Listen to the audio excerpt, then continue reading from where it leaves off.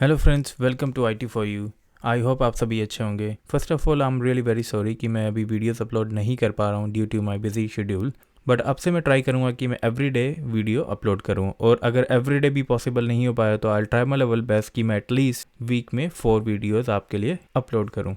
तो चलिए अब DNS की पार्ट को स्टार्ट करते हैं। तो DNS की लास्ट वीडियोस में हमने देखा था कि कैसे हम लोग प्राइमरी जोन बनाएंगे और हमें इसकी ज़रूरत क्यों होती है, और कैसे सेकेंडरी जोन बनता है और कैसे स्टब जोन बनता है, और हमें इन जोन्स की ज़रूरत क्यों होती है। अगर आपके पिछली वीडियो से रिलेटेड कोई भी डाउट है तो आप मुझे कमेंट्स में ज़रूर पूछ सकते हैं या मुझे ईमेल कर सकते हैं support@it4u.in पर। तो चलिए आज की वीडियो में हम डिस्कस करेंगे कि रिवर्स लुकअप जोन के अंदर कौन कौन से जोन होते हैं। जैसा कि फॉरवर्ड लुकअप जोन के अंदर primary, secondary and stub zone होते हैं, उसी तरह रिवर्स जोन के अंदर भी primary, secondary and stub zone होते हैं। तो रिवर्स लुकअप जोन के बारे में फिर हम लोग बात करेंगे DNS रिकॉर्ड्स के बारे में, फॉरवर्डर्स के बारे में एंड कंडीशनल फॉरवर्डर्स के बारे में कि ये कैसे काम करता है और हमें अपने कंपनी इन्वायरमेंट में इनकी क्या ज़रूरत होती है। तो चलिए स्टार्ट करते हैं। सो फ्रेंड्स, जैसा कि हम लोगों ने देखा था कि हमारे पास फॉरवर्ड लुकअप जोन में प्राइमरी जोन होता है, उसी तरह हमारे पास रिवर्स लुकअप जोन में भी प्राइमरी जोन होता है। और प्राइमरी जोन मैंने आपको बताया था कि प्राइमरी जोन वो जोन होता है जो आपका मेन जोन होगा, यानी कि जहां पर आपने कोई भी DNS रिकॉर्ड बनाया। तो जब फॉरवर्ड लुकअप जोन के अंदर हमने प्राइमरी जोन बनाया था तो उसमें क्या हुआ था कि जो नाम था उसको IP में कन्वर्ट किया गया था।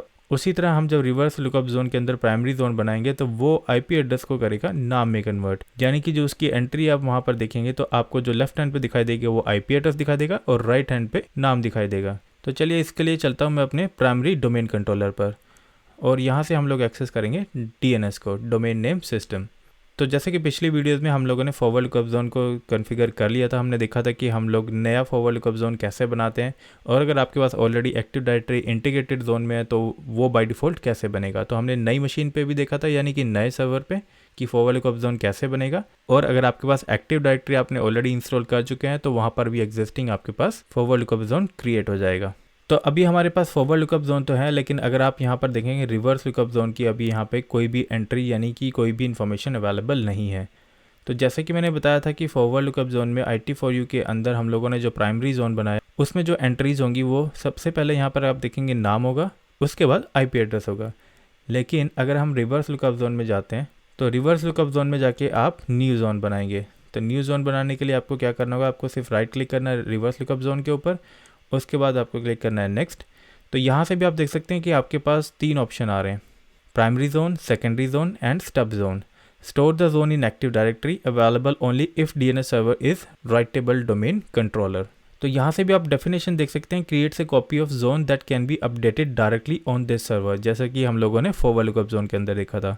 Secondary zone, create a copy of zone than exist on another server. This option help balance the processing load of primary servers and provides fault tolerance. और उसके बाद जो लास्ट जोन था वो था create a copy of zone containing only name server, start of authority and possibly glue host records. A server contain a stub zone is not authoritative for that zone. तो reverse lookup zone के अंदर भी जो definition है वो same करेगा, लेकिन दूसरे फॉर्मेट में, यानी कि IP को नाम में कन्वर्ट करेगा। तो चलिए यहाँ से हम लोग बना लेते हैं प्राइमरी जोन। तो यहाँ से आपको चूज करना है to all DNS servers running on domain controllers in this domain, यानी कि आप जो रिवर्स लुकअप जोन बना रहे हैं वो इस डोमेन के लिए बना रहे हैं। अगर आप ये फर्स्ट ऑप्शन सेलेक्ट करेंगे तो यहाँ आप देख सकते हैं to all DNS server running on domain controller in this forest, यानी कि जैसा कि मैंने आपको एक्सप्लेन किया था कि फॉरेस्ट के अंदर जितने भी ट्रीज होंगे, अगर वहाँ पर आप ये रिवर्स लुकअप जोन बनाना चाह रहे हो तो आपको फर्स्ट ऑप्शन सेलेक्ट करना है। और थर्ड ऑप्शन जैसे कि आप यहाँ पर देख पा रहे हैं to all domain controllers in this domain, की जितने भी डोमेन कंट्रोलर्स होंगे उनके लिए आप यहाँ पर बना सकते हैं। तो हम लोग यहाँ से चूज करेंगे to all DNS servers running on domain controllers in this domain, उसके बाद क्लिक कीजिए नेक्स्ट। तो यहाँ से आपको चूज करना है कि आप जो रिवर्स लुकअप जोन बना रहे हैं वो IP वर्जन 4 के लिए बना रहे हैं या IP वर्जन 6 के लिए बना रहे हैं। तो अभी हम लोग काम करें IP वर्जन 4 पर, तो यहाँ से मैं सेलेक्ट कर लेता हूँ IP वर्जन 4, क्लिक नेक्स्ट। और उसके बाद आपको यहाँ से अपने नेटवर्क की ID देनी है। तो मेरी नेटवर्क की ID है 172.16.20, यानी कि यहाँ से आपको सिर्फ नेटवर्क ID देनी है, यानी कि जो 4th ऑक्टेट है वो ग्रेड आउट है, यहाँ पर आपको कुछ भी नहीं देना है। तो यहाँ पर आपको वही क्लास की IP देनी है जो आप अपने सर्वर इन्वायरमेंट के लिए यूज़ कर रहे हैं, यानी कि फॉर एग्जांपल आप यूज़ कर रहे हैं 192.168.1.1 से, तो आपको यहाँ पर एड्रेस देना होगा 192.168.1। तो चलिए यहाँ से मैंने अपनी नेटवर्क ID यहाँ पर दे दिया, उसके बाद क्लिक करेंगे नेक्स्ट। एंड यहाँ पर आप देख सकते हैं allow only secure dynamic updates recommended for active directory, this option is available only for active directory integrated zone. अगर आपके पास इस सर्वर पर एक्टिव डायरेक्टरी नहीं होता तो ये यहाँ से आप ये ऑप्शन यूज़ नहीं कर पाएंगे, क्योंकि लास्ट वीडियो में मैंने आपको प्रैक्टिकल करके दिखा दिया था कि अगर आप ओनली डीएनएस सर्वर बना रहे हैं तो अगर आपके पास एक्टिव डायरेक्टरी उस डीएनएस सर्वर पर नहीं है तो आप मैनुअल एंट्री कैसे करेंगे, क्योंकि पहले हम लोग देख चुके हैं कि हम लोग मैनुअल एंट्री कैसे करते हैं। तो अभी फ़िलहाल के लिए हम लोग चूज़ करेंगे allow only secure dynamic updates, और कंपनी इन्वायरमेंट में भी आपको यही ऑप्शन चूज़ करना होगा। तो उसके बाद हम लोग क्लिक करेंगे नेक्स्ट और फिनिश। तो यहाँ पर आप देख सकते हैं कि अभी हमारे पास रिवर्स लुकअप जोन में एंट्रीज आ गई हैं, लेकिन अभी फ़िलहाल यहाँ पर हमारे पास सिर्फ start of authority and name server की इन्फॉर्मेशन अवेलेबल है। तो चलिए यहाँ से अब हम लोग देखते हैं कि रिवर्स लुकअप जोन के अंदर आप एंट्री कैसे करेंगे। तो चलिए एंट्री करने से पहले मैं आपको विंडोज़ 10 की मशीन पर लेकर चलता हूँ और वहाँ से आपको मैं ये शो करता हूँ कि हम लोग किस रीज़न की वजह से रिवर्स लुकअप जोन पर अभी एंट्री कर रहे हैं। तो अगर मैं यहाँ से चलता हूँ अपनी विंडोज़ 10 की मशीन पर, तो यहाँ से मैं जाऊँगा CMD पर। अगर मैं यहाँ से CMD पर जाता हूँ और यहाँ से मैं एक कमांड टाइप करूँगा NSLOOKUP। गाइस NSLOOKUP कमांड का मतलब होता है नेम सर्वर लुकअप, यानी कि आपका नेम सर्वर कहाँ पर है। अगर आपके कंपनी इन्वायरमेंट में आपको ये पूछा जाता है कि आप कैसे चेक करेंगे कि आपके DNS सर्वर का IP क्या है और आपके DNS सर्वर का नाम क्या है, तो उसके लिए आपको ये कमांड यूज़ करनी होती है NSLOOKUP। अगर मैं यहाँ पर लिखता हूँ NSLOOKUP, उसके बाद अगर मैं एंटर करता हूँ तो यहाँ पर आप देख सकते हैं कि हमारे पास डिफ़ॉल्ट सर्वर में आ रहा है अननोन एंड IP एड्रेस आ रहा है 172.16.20.5, और डिफ़ॉल्ट सर्वर में आप देख सकते हैं कि हमारे पास सर्वर के नाम की इन्फॉर्मेशन नहीं आ रही है, यानी कि हमारे पास कोई भी नाम यहाँ पर नहीं आ रहा है। और अगर मैं यहाँ से टाइप करता हूँ NSLOOKUP और उसके बाद मैं टाइप करता हूँ अपने सर्वर की IP, तो यहाँ से आप देख सकते हैं सर्वर में हमारे पास IP एड्रेस आ गया और एड्रेस में भी हमारे पास सेम IP मिल रही है। बट अभी आपको यहाँ नीचे मैसेज मिल रहा है कि 20.5 can't find NSLOOKUP non existing domain. और अगर मैं यहाँ पे टाइप करता हूँ NSLOOKUP IT4U.in, तो यहाँ पर आप देख सकते हैं सर्वर में अभी भी यहाँ पर अननोन आ रहा है, बट हमारे एडिशनल डोमेन कंट्रोलर की इन्फॉर्मेशन यहाँ पर मिल रही है। और अगर मैं यहाँ से टाइप करता हूँ NSLOOKUP, उसके बाद मैं टाइप करता हूँ अपने सर्वर मशीन का नाम IT4U.DC01.IT4U.in, तो यहाँ पर भी आप देख सकते हैं कि हमारे पास यहाँ पर नाम अवेलेबल है, बट हमारे पास सर्वर में अभी भी यहाँ पर अननोन दिखा रहा है। तो हमारे पास यहाँ पर नाम अवेलेबल क्यों है? क्योंकि हमारे पास अभी कुछ जगह पर एंट्री अवेलेबल है, लेकिन अगर हम लोग ओनली टाइप करते हैं NSLOOKUP तो यहाँ पर हमारे सर्वर का नाम दिखाना चाहिए, जो कि अभी हमें यहाँ पर नहीं मिल रहा है। तो उसके लिए आपको क्या करना होगा, अगर हम लोग अभी सर्वर पर जाते हैं तो यहाँ से मैं चलता हूँ अपने प्राइमरी डोमेन कंट्रोलर पर, तो यहाँ से राइट क्लिक करके मैं एक न्यू PTR रिकॉर्ड बना लेता हूँ। तो गाइज यहाँ से आप जो PTR रिकॉर्ड देख रहे हैं, ये PTR record only reverse lookup zone में होता है, जिसको हम पॉइंटर रिकॉर्ड भी बोलते हैं। तो ये पॉइंटर रिकॉर्ड जो हम बनाते हैं, ये बेसिकली हम लोग बनाते हैं IP एड्रेस को नेम में कन्वर्ट करने के लिए। यानी कि अगर मैं यहाँ आपको दिखाता हूँ कि फॉरवर्ड लुकअप जोन के अंदर यहाँ पर जो होस्ट रिकॉर्ड बने हुए हैं, तो इन होस्ट रिकॉर्ड में आप देखोगे फॉर एग्जांपल ये हमारी विंडोज़ 10 की मशीन है। यहाँ पर आप देख रहे हैं विंडोज़ 10 M1, यानी कि मशीन 1 का जो होस्ट नेम है ये इसका होस्ट नेम है और ये उसका IP एड्रेस है। तो यहाँ पर हम बनाते हैं होस्ट रिकॉर्ड, लेकिन रिवर्स लुकअप जोन के अंदर बनेगा PTR रिकॉर्ड, यानी कि पॉइंटर रिकॉर्ड। तो यहाँ से मैं राइट क्लिक करूंगा और यहाँ पर क्रिएट करता हूँ न्यू पॉइंटर रिकॉर्ड। तो यहाँ आप देख सकते हैं कि बाय डिफॉल्ट हमारे पास हमारे नेटवर्क की IP एड्रेस आ गया, यानी कि जब हम लोगों ने रिवर्स लुकअप जोन को कॉन्फ़िगर किया था तब हमने अपने नेटवर्क की ID दी थी। तो अभी हमें यहाँ पर क्या करना है, मुझे यहाँ पर एंट्री करनी है 20.5 की। तो यहाँ से मैं क्या करूँगा, 20.5 मैंने यहाँ से सेलेक्ट कर लिए। तो उसके बाद मैं यहाँ से जाके ब्राउज पे क्लिक करूँगा और उस मशीन को फाइंड करूँगा, यानी कि IT4U.DC पे डबल क्लिक कीजिए। हम लोगों ने ऑलरेडी फॉरवर्ड लुकअप जोन बनाया, फॉरवर्ड लुकअप जोन के अंदर आपको जाना है। उसके बाद IT4U.in एंड उसके बाद आपको यहाँ पे लिस्ट में सर्च करना है कि 20.5 आपके पास कहाँ पर है। तो यानी कि ये एंट्री जो आप देख रहे हैं होस्ट रिकॉर्ड की, तो ये एंट्री IT4U.DC01 के लिए है, जो कि IP एड्रेस 20.5 है। तो इसको हम लोग यहाँ से सेलेक्ट कर लेंगे एंड क्लिक ओके, और यहाँ से ओके। तो अभी आप यहाँ देख सकते हैं कि पॉइंटर रिकॉर्ड हमारा इस IP एड्रेस के लिए बन चुका है, यानी कि अगर अब आप टाइप करेंगे 172.16.20.5 तो ये इसको इस एड्रेस में कन्वर्ट करेगा। और ये एड्रेस क्या है, IT4U.DC01, ये हमारे सर्वर का नाम है, एंड IT4U.in ये हमारे डोमेन का नाम है, यानी कि ये फुली क्वालिफाइड डोमेन नेम है। तो अब अगर मैं अपनी विंडोज़ 10 की मशीन पर जाता हूँ तो चलिए वहाँ से जाके देखते हैं कि अब हम लोग NSLOOKUP कर पाएंगे। तो यहाँ से अगर मैं टाइप करता हूँ NSLOOKUP, तो NSLOOKUP के बाद आप देख सकते हैं कि हमारे पास यहाँ पर हमारी मशीन का नाम भी आ गया है, यानी कि अब हमें ये शो कर रहा है कि ये हमारी मशीन का नाम है। अब चाहे हम इसको नाम से पिंग करें, चाहे हम इसको IP एड्रेस से पिंग करें, ये हमें शो करेगा। और उससे पहले क्या हो रहा था कि अगर मैं NS लुकअप कर रहा था तो हमारे पास यहाँ पे हमारी सर्वर मशीन का नाम नहीं आ रहा था। तो ये ओनली सर्वर मशीन के लिए नहीं है, ये सभी मशीन के लिए, यानी कि आपकी कंपनी इन्वायरमेंट में जितनी भी मशीन है उन सब की एंट्री भी यहाँ पर होगी। आपकी कंपनी इन्वायरमेंट में चाहे कोई मशीन है या आपने कोई वेबसाइट कॉन्फ़िगर की है या उसके अलावा आप कोई और डिवाइस पर किसी और तरह की IP यूज कर रहे हैं और उसको नाम भी दिया हुआ है, तो वो सारी तरह की इन्फॉर्मेशन आप इस तरीके से देख सकते हैं। तो आई होप आपको यहाँ तक ये क्लियर हो गया होगा। सो गाइज, अगर आप सर्वर पे इस तरह की एंट्री कर रहे हो और आपकी कंपनी में इस तरह का इन्वायरमेंट है तो आपको ये मैनुअली नहीं करना है। यानी कि ये सब चीज़ें मैं सिर्फ इसलिए आपको शो कर रहा हूँ कि आपको मैनुअली पता होना चाहिए कि आपको एंट्री कैसे करनी है। अगर फॉर एग्जांपल हमारे पास कोई मशीन है, अगर कंपनी इन्वायरमेंट में आपके पास एक्टिव डायरेक्टरी है, तो जैसे कि मैंने आपको बताया था कि एक्टिव डायरेक्टरी इंटीग्रेटेड जोन, यानी कि आपने एक बार जहाँ एंट्री की तो वहाँ पर वो by default reverse lookup zone के अंदर भी एंट्री हो जाएगी। यानी कि अगर मैं यहाँ से फॉरवर्ड लुकअप जोन के अंदर जाता हूँ तो यहाँ पर मैं किसी मशीन की नई एंट्री करता हूँ। तो यहाँ से हम देख लेते हैं कि हमारी कौन सी मशीन अभी रनिंग में है। तो यहाँ से आप देख सकते हैं हमारी विंडोज़ 10 M1 की मशीन अभी चल रही है। यानी कि आप अगर किसी चीज़ की एंट्री करें तो वो मशीन IP एड्रेस के साथ एग्जिस्टिंग नेटवर्क में होनी चाहिए। तो अब अगर मैं यहाँ से प्राइमरी डोमेन कंट्रोलर पर जाता हूँ तो यहाँ से हम लोग एक नई एंट्री बनाएंगे, यानी कि न्यू होस्ट। तो जो कंप्यूटर के लिए हम लोग जो एंट्री करते हैं वो होस्ट फाइल में करते हैं और मैं यहाँ पर नाम देता हूँ टैग।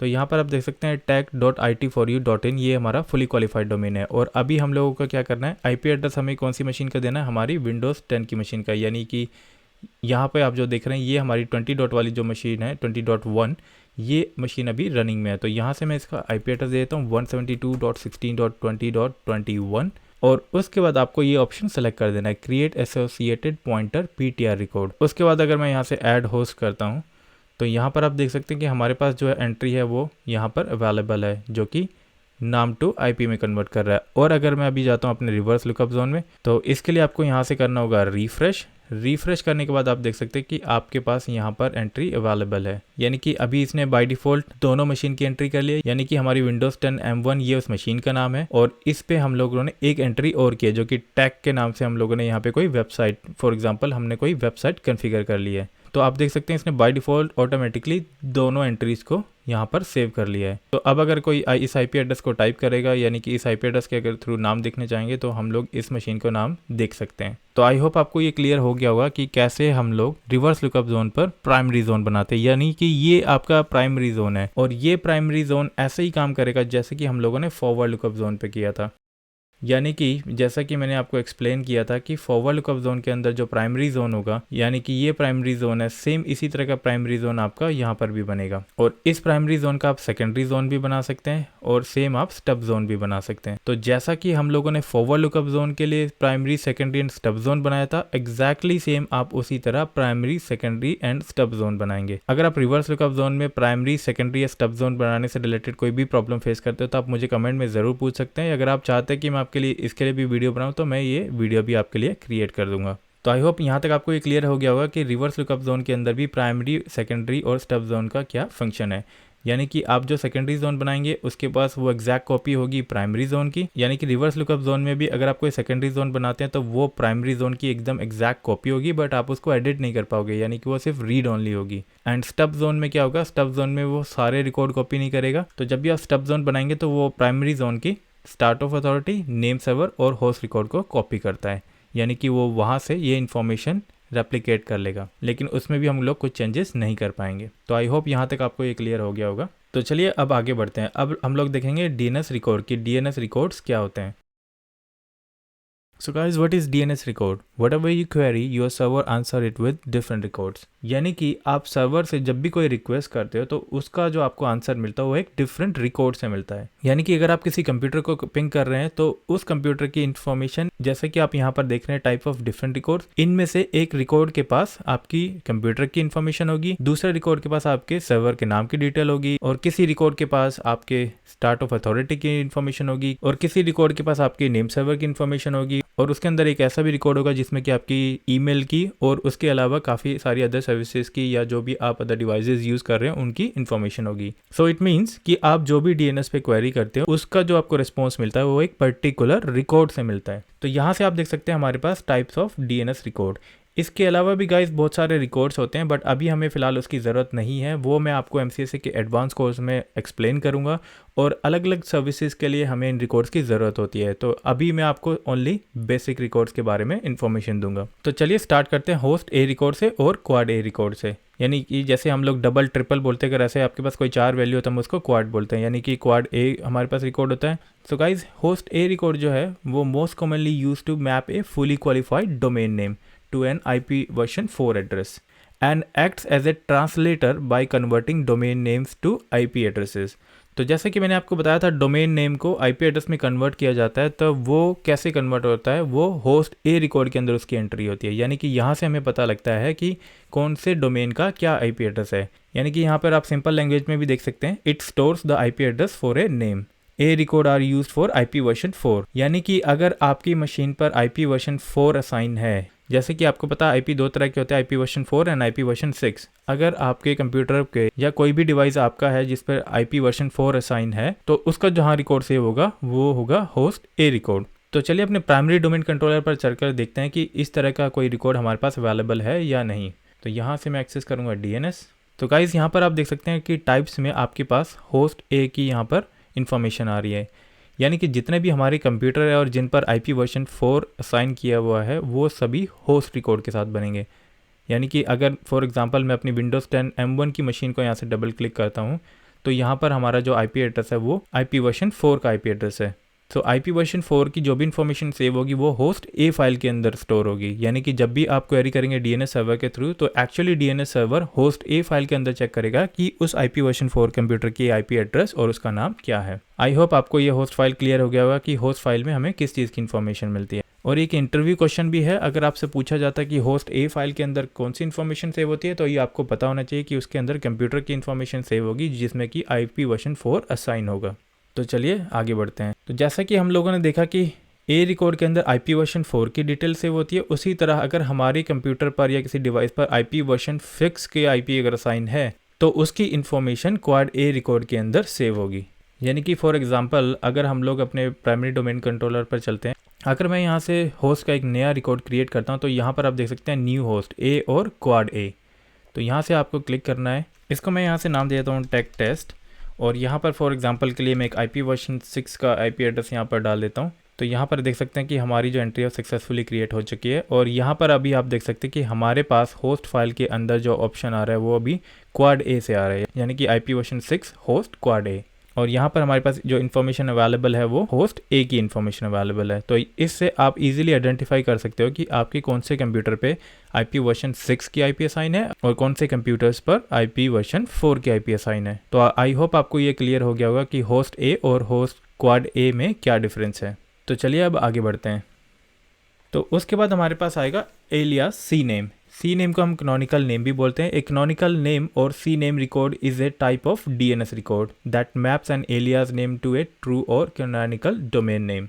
यानी कि फॉर एग्जांपल अगर आपने नोटिस किया होगा कि जब भी आप कोई सर्वर ऑपरेटिंग सिस्टम या कोई क्लाइंट ऑपरेटिंग सिस्टम अपनी मशीन पर इंस्टॉल करते हैं, तो वहाँ पर जो उसका कंप्यूटर नेम होता है वो बहुत ही ज़्यादा लॉन्ग नाम होता है, यानी कि वो याद रखना ईजी नहीं होता है।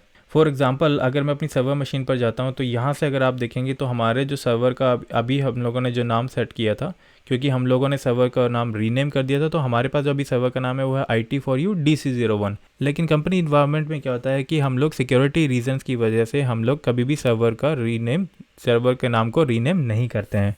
बट उस केस में क्या होगा, अगर मैं यहाँ पर IT4U DC01 की जगह अगर यहाँ पे कोई लॉन्ग नेम दे देता हूँ, जो कि नाम हमें मुश्किल हो जाएगा याद करना, और हमें जब भी कहीं पर एड्रेस देना होगा तो हमें वो कॉपी करना पड़ेगा या हमें नोट करके रखना पड़ेगा, क्योंकि वो ईजी नहीं होगा टाइप करना। तो उस केस में हम लोग क्या करते हैं कि हमें लॉन्ग नाम ना टाइप करना पड़े, यानी कि हमें एक बड़ा नाम ना याद रखना पड़े, तो उसके लिए हम लोग क्या करते हैं कि एलियास रिकॉर्ड बना लेते हैं। जो ये रिकॉर्ड होगा it is an alternative record for another record, यानी कि एक एग्जिस्टिंग नाम का ही ये एक एलियास नाम होगा।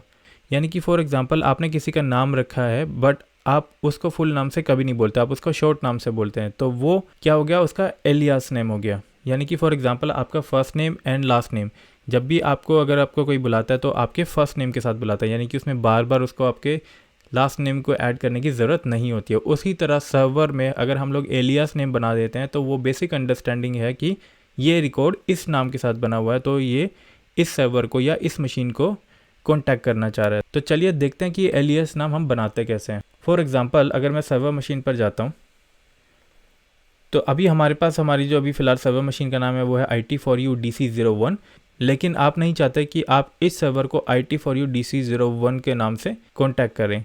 तो उसके लिए आपको क्या करना होगा कि आप फॉरवर्ड लुकअप जोन के अंदर राइट क्लिक करेंगे और यहाँ पर जाकर आपको क्रिएट करना होगा न्यू एलियास सी नेम।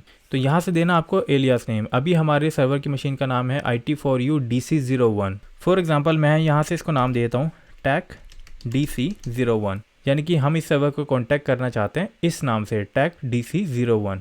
तो यहाँ पर आपको नाम देना और उसके बाद आप यहाँ पर नीचे देख सकते हैं कि आपके पास by default fully qualified domain name यहाँ पर आ जाएगा। तो अभी आपको क्या करना है, ब्राउज पर क्लिक करेंगे, उसके बाद जाना आपको IT4U DC01 के अंदर फॉरवर्ड लुकअप जोन IT4U.in। तो यहाँ से आपको उस सर्वर का नाम देखना है, यानी कि यहाँ पर हमारे पास एंट्री है IT4U DC01 की। तो आपको क्या करना है, यहाँ से आपको IT4U DC या जिस भी मशीन को आप एलियास बनाना चाहते हैं, जिस भी मशीन के नाम का एलियास बनाना चाहते हैं वो मशीन आपको यहाँ से सेलेक्ट करनी होगी। तो अभी मैं चाहता हूँ IT4U DC01 का एलियास नेम बनाना चाहता हूँ, तो उसके लिए मैं यहाँ से ओके करूँगा। तो यहाँ पर आप देख सकते हैं कि हमारे सर्वर का फुली क्वालिफाइड डोमेन नेम भी यहाँ पर आ गया है। तो उसके बाद यहाँ से क्लिक कर दीजिए ओके।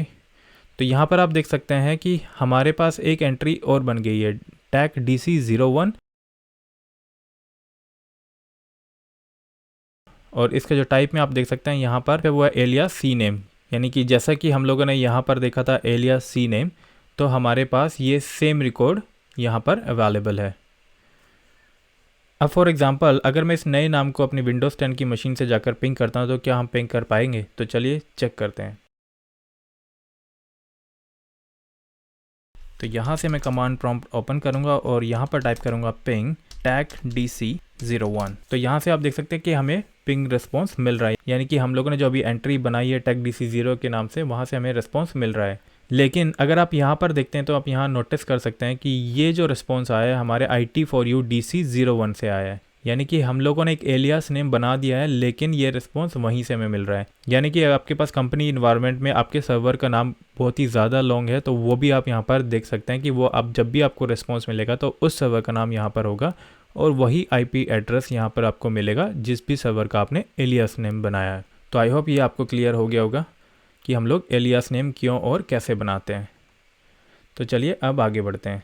एलियास नेम के बाद हमारे पास आता है SOA रिकॉर्ड, यानी कि start of authority. The DNS start of authority record stores important information about a domain or zone such as email address of the administrator, when the domain was last updated and how long the server should wait between refreshes. All DNS zones need an SOA record in order to conform to IETF standards. Guys, SOA record यानी कि start of authority record ये सबसे पहला record होता है, यानी कि जब भी आप जोन बनाते हैं तो ये सबसे पहले क्रिएट होता है। और जैसे कि यहाँ पर मेंशन किया है SOA record stores important information about A domain, यानी कि उसके डोमेन की जो भी इंपॉर्टेंट इन्फॉर्मेशन होगी वो सेव करके रखेगा, और zone such as the email address of the administrator, यानी कि उसके अलावा जो उसके ईमेल एड्रेसेस होंगे वो सारी चीज़ें इन्फॉर्मेशन स्टोर करके रखेगा। And when the domain was last updated, कि वो डोमेन लास्ट अपडेट कब हुआ था, and how long the server should wait between refreshes, यानी कि आपका सर्वर जब भी अपडेट होता है तो उसके बाद रिफ्रेश भी होता है, यानी कि आपका जो DNS सर्वर है वो टाइम टू टाइम पे रिफ्रेश होता रहता है। तो वो कितने टाइम के बाद रिफ्रेश होगा, अगर वो रिफ्रेश फेल होता है तो वो उसके बाद दोबारा कितने टाइम बाद रिट्राई करेगा, ये सारी information start of authority record के पास होती है। All DNS zone need an SOA record in order to conform to IETF standards, यानी कि DNS जोन में जितने भी रिकॉर्ड सेव होते हैं वो IETF स्टैंडर्ड से सेव होते हैं। IETF स्टैंडर्ड क्या होता है? IETF स्टैंडर्ड की फुल फॉर्म है इंटरनेट इंजीनियरिंग टास्क फोर्स। ये एक स्टैंडर्ड ऑर्गेनाइजेशन है जो कि ये डिसाइड करते हैं कि नेटवर्क में जो भी डेवलप हो रहा है, यानी कि उसके जो स्टैंडर्ड है और जो भी इंटरनेट प्रोटोकॉल हम यूज़ कर रहे हैं TCP/IP में, उनका स्टैंडर्ड क्या होना चाहिए। अगर आप IETF स्टैंडर्ड के बारे में ज़्यादा इन्फॉर्मेशन चाहते हैं तो आप मुझे कमेंट में ज़रूर बता सकते हैं, मैं इसके लिए भी आपके लिए एक सेपरेट वीडियो क्रिएट कर दूंगा। जैसे कि मैंने बताया, स्टार्ट ऑफ अथॉरिटी रिकॉर्ड आपका पहला रिकॉर्ड होता है जिसके अंदर सारी इन्फॉर्मेशन सेव होती है।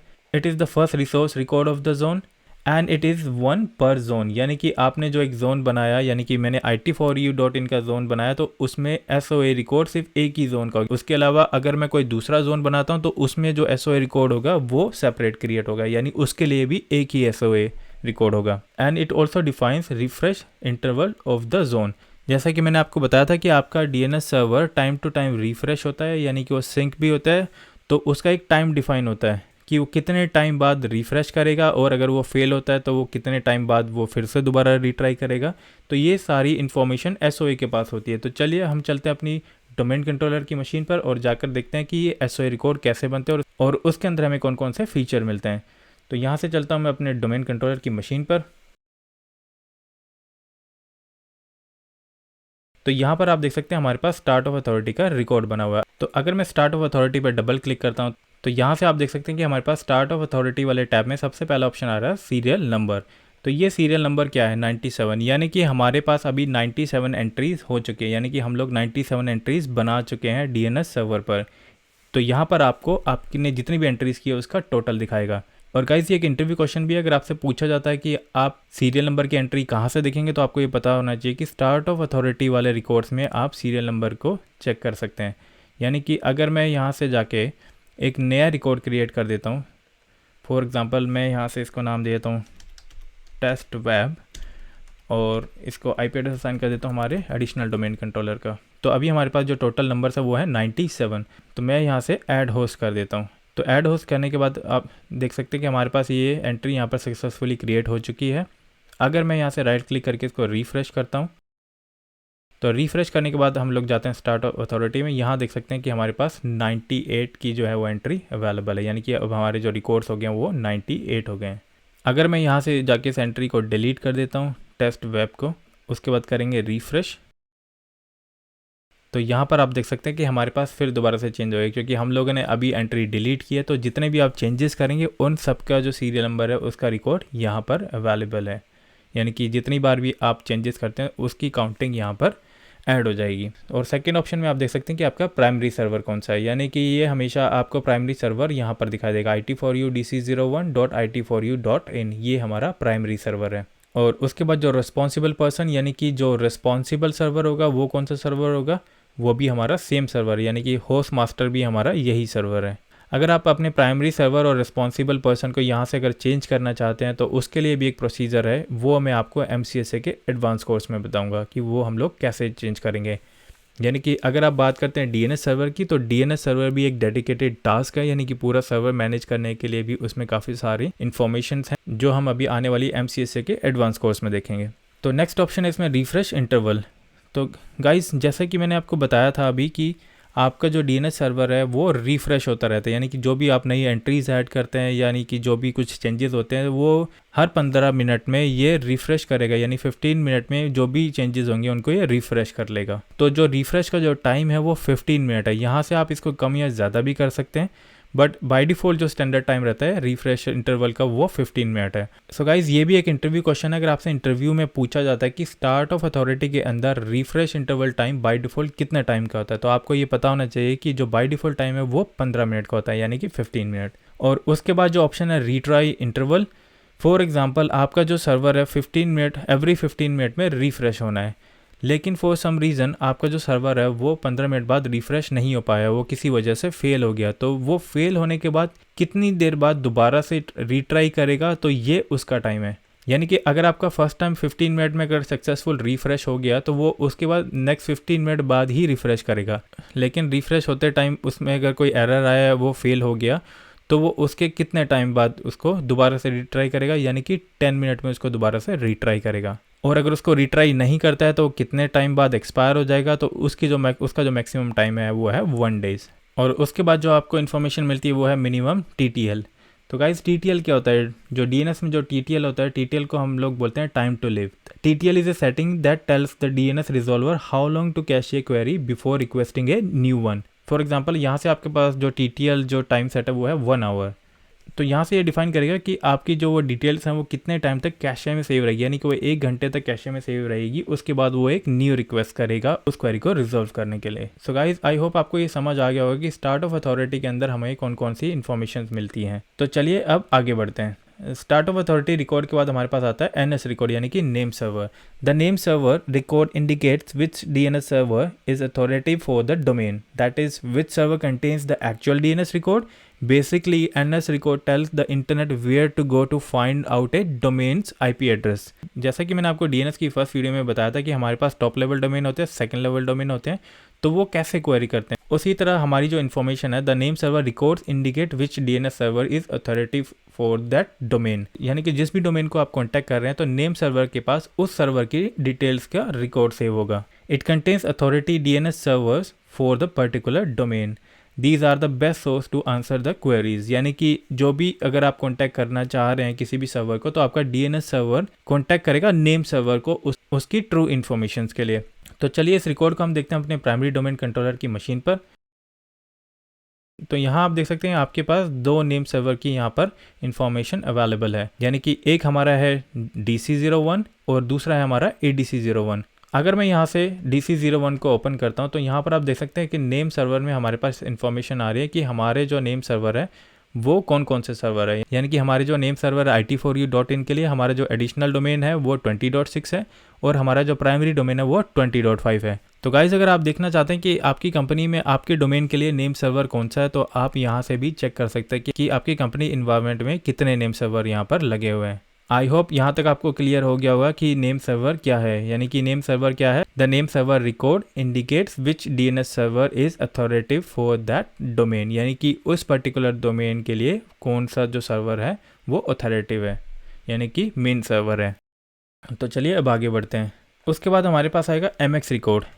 MX रिकॉर्ड जो बनाए जाते हैं वो एक्सचेंज सर्वर पर, यानी कि मेल सर्वर के लिए बनाए जाते हैं basically. Email exchange record is a type of certified and verified resource record in the domain name system that specify a mail server responsible for accepting email messages on behalf of a recipient's domain and a preferences value used to prioritize mail delivery if multiple mail server are available। तो basically हमारा जो MX record बनता है DNS server के लिए वो बनाया जाता है हमारे मेल सर्वर के लिए। अभी फ़िलहाल हमारे पास कोई भी मेल सर्वर नहीं है तो हम इस प्रैक्टिकल को अभी नहीं कर पाएंगे कि ये रिकॉर्ड कैसे बनेगा, बट ये बहुत ही ज़्यादा इजी है। इसमें भी आपको राइट क्लिक करके MX रिकॉर्ड की एंट्री करनी है और ये मैं आपको बताऊंगा जब मैं एक्सचेंज की वीडियो बनाऊंगा तो मैं उसमें आपको बताऊंगा कि आप MS रिकॉर्ड को कैसे अपडेट कर सकते हैं। तो चलिए नेक्स्ट रिकॉर्ड देखते हैं कि नेक्स्ट रिकॉर्ड हमारे पास होगा टेक्स्ट रिकॉर्ड।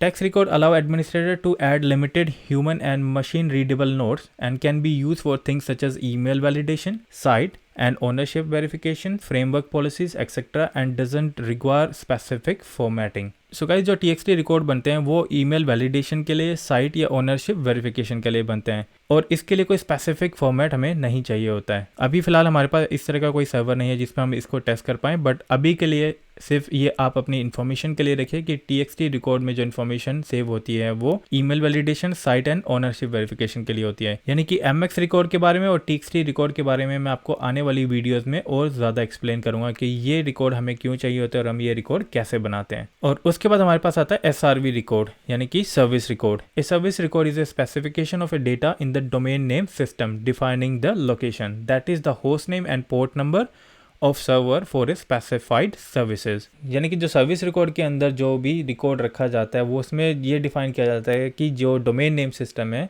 उसकी लोकेशन क्या है, यानी कि उसका जो host name and port number है वो सर्वर स्पेसिफाइड होता है, यानी कि उसकी सारी डिटेल्स उसके अंदर सेव होती है। यानी कि वो ये डिफाइन करेगा कि आपके नेटवर्क में उसकी लोकेशन कहाँ पर है और उसके अंदर जो डेटा सेव होगा उसके अंदर सर्विस की इन्फॉर्मेशन और उसके बाद टारगेट की इन्फॉर्मेशन, यानी कि जो भी सर्वर को वो होस्ट कर रहे हैं उसकी सारी इन्फॉर्मेशन उसके पास सेव होगी। उसके बाद उसका पोर्ट नंबर क्या है और उसके बाद उसकी प्रायोरिटी की उसकी हमें प्रायोरिटी लो रखनी है या हाई रखनी है। जनरली हम लोग इसको प्रेफर करते हैं लो। SRV रिकॉर्ड्स जनरली जब हम लोग को एप्लीकेशन इंस्टॉल करते हैं तो उसके साथ बाय डिफ़ॉल्ट क्रिएट होती है, यानी कि जो एप्लीकेशन होती है वो ऑटोमेटिकली इन रिकॉर्ड्स को क्रिएट कर देती है।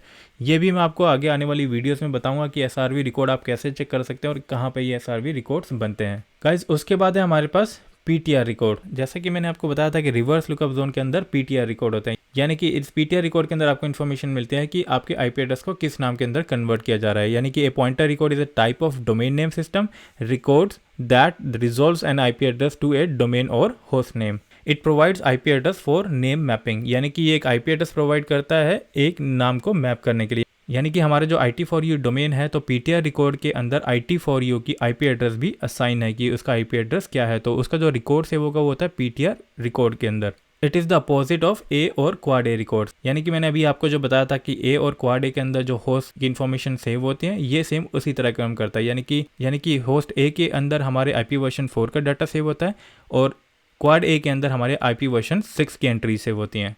It is use for reserve lookup tools. जैसे कि मैंने आपको बताया कि ये IP को नाम में कन्वर्ट करता है, तो ये सारी इन्फॉर्मेशन जो भी आपकी सेव होगी वो PTR रिकॉर्ड के अंदर सेव होती है। जैसे कि अभी मैंने आपको एक्सप्लेन किया था कि हमारे रिवर्स लुकअप जोन के अंदर ही हम लोग PTR रिकॉर्ड क्रिएट कर सकते हैं। तो यहाँ पर आप देख सकते हैं कि हमारे पास जितने भी रिकॉर्ड हैं ये सब PTR रिकॉर्ड हैं। तो PTR रिकॉर्ड के अंदर आपको क्या मिलता है, होस्ट IP एड्रेस, क्योंकि उसका IP एड्रेस क्या है, एंड होस्ट डोमेन नेम की उसका जो होस्ट का जो नाम है वो क्या है। तो आई होप यहाँ तक आपको क्लियर हो गया होगा कि हमारे पास कौन कौन से रिकॉर्ड्स होते हैं और ये हम लोग कैसे बनाते हैं।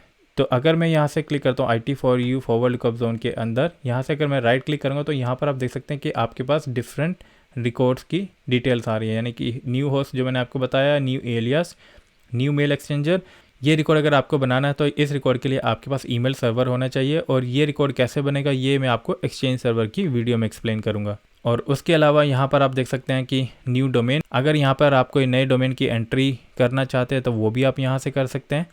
उसके बाद न्यू डेलीगेशन, अगर आपको यहाँ से कोई न्यू डेलीगेशन देना है तो यहाँ से आप न्यू डेलीगेशन के लिए एंट्री कर सकते हैं। एंड उसके बाद हमारे पास जो है अदर न्यू रिकॉर्ड्स, अगर आप अदर न्यू रिकॉर्ड्स पे क्लिक करते हैं तो यहाँ पर आप देख सकते हैं आपके पास AFS data, alias, ATM, delegation, DHC ID, DNS की और भी काफ़ी सारे आपके पास यहाँ पर रिकॉर्ड्स आपको मिल जाएंगे। बट ये सारे रिकॉर्ड्स कैसे काम करते हैं और इनकी हमारे नेटवर्क एनवायरनमेंट में क्या ज़रूरत होती है, ये मैं आपको आने वाली वीडियोस में टाइम टू टाइम आपको एक्सप्लेन करूँगा। क्योंकि तो अभी के लिए आपके लिए बेसिक जो DNS की फंक्शनैलिटी है और DNS के जो बेसिक रिकॉर्ड्स है उसके बारे में आपको पता होना चाहिए, क्योंकि वो आपके लिए सबसे ज़्यादा ज़रूरी है। और यहाँ पे काफ़ी सारे ऐसे रिकॉर्ड्स हैं जो हम लोग ज़रूरी नहीं है कि हम अपनी कंपनी इन्वायरमेंट में उनको यूज़ करेंगे, लेकिन ये आपको पता होना चाहिए। ये चीज़ें आपको कैसे पता लगेंगी, जैसे टाइम टू टाइम आप सर्वर पर प्रैक्टिस करेंगे, हम लोग आगे के प्रैक्टिकल देखेंगे, डिफरेंट टॉपिक्स के बारे में देखेंगे, तो वहाँ पर आपको ये पता लगेगा कि ये कौन कौन से रिकॉर्ड थे हमें और ये हमें क्यों बनाने पड़ते हैं। तो अभी फ़िलहाल के लिए ये आपके लिए इंपॉर्टेंट नहीं है, बिकॉज अभी हमें सिर्फ बेसिक DNS की इन्फॉर्मेशन होनी चाहिए। और जो इन्फॉर्मेशन मैंने अभी आपको बताई है टाइप्स ऑफ DNS रिकॉर्ड्स के बारे में, यही सबसे ज़्यादा इंपॉर्टेंट है DNS के लिए अभी। उसके अलावा काफ़ी सारी चीज़ें जो मैं आपको एडवांस कोर्स में बताऊँगा, लेकिन अभी के लिए फ़िलहाल आपके पास ये आपको पता होना चाहिए कि टाइप्स ऑफ DNS रिकॉर्ड कौन कौन से होते हैं। यानी कि यहाँ पर जो मैंने टाइप्स ऑफ DNS रिकॉर्ड्स के बारे में आपको बताया तो ये आपको पता होना चाहिए। लेकिन गाइज़ अगर आपको लगता है कि इसमें से आप ज़्यादा चीज़ें आप नहीं समझ पाई या आपको क्लियर नहीं हो रही है चीज़ें, तो उसके लिए भी कोई प्रॉब्लम नहीं है, क्योंकि हम लोग जैसे जैसे आगे बढ़ेंगे, आगे के प्रैक्टिकल करेंगे, तो उसमें जब हम लोग किसी भी तरह की कोई एंट्री करेंगे तो वो मैं आपको साथ साथ एक्सप्लेन करूँगा, तो वो आपको ज़्यादा अच्छे से समझ आएगा। आई अंडरस्टैंड कि वो आपको एक बार में कुछ चीज़ें जो होती हैं वो समझ नहीं आती है, यानी कि सारे रिकॉर्ड एकदम से आपको समझ नहीं आएंगे जब तक आप उनकी प्रैक्टिस नहीं करेंगे। तो आगे आने वाली वीडियोस में मैं आपको बीच बीच में एक्सप्लेन भी करूंगा कि कौन सा रिकॉर्ड कहाँ पर क्रिएट हुआ DNS में और इसकी क्या ज़रूरत थी। तो आई होप आपको यहाँ तक समझ आ गया होगा कि हमारे पास टाइप्स ऑफ DNS रिकॉर्ड्स कौन कौन से होते हैं। सो गाइस आज की इस वीडियो में हमने बात की रिवर्स लुकअप जोन के PTR रिकॉर्ड के बारे में। हमने देखा कि रिवर्स लुकअप जोन के अंदर कौन कौन से जोन होते हैं और रिवर्स लुकअप जोन के अंदर जो मेन एंट्री होगी जिस रिकॉर्ड में वो होगा PTR रिकॉर्ड। और DNS रिकॉर्ड में हमने देखा types of DNS record. So guys next video में हम बात करेंगे फॉरवर्डर्स और कंडीशनल फॉरवर्डर्स के बारे में, क्योंकि हमारे पास अभी ये 2 टॉपिक हैं और इसके अलावा कुछ इन्फॉर्मेशन और हैं DNS सर्वर के बारे में। होपफुली मैं नेक्स्ट वीडियो में ये पूरी तरह से कंप्लीट कर दूंगा। आई am really sorry for the delay. I will try my level best कि मैं नेक्स्ट टाइम डेली बेसिस पे वीडियोस क्रिएट करूं या फिर एटलीस्ट वीक में 4 वीडियोस मैं यहाँ पर अपलोड करूं। तो उम्मीद है आज की वीडियो आपको ज़रूर पसंद आई होगी। अगर आपको ये वीडियो पसंद आए तो वीडियो को लाइक, शेयर और हमारे चैनल को सब्सक्राइब करना ना भूलें। तो चलिए मिलते हैं आपसे MCSA की नेक्स्ट वीडियो में। Thanks for watching.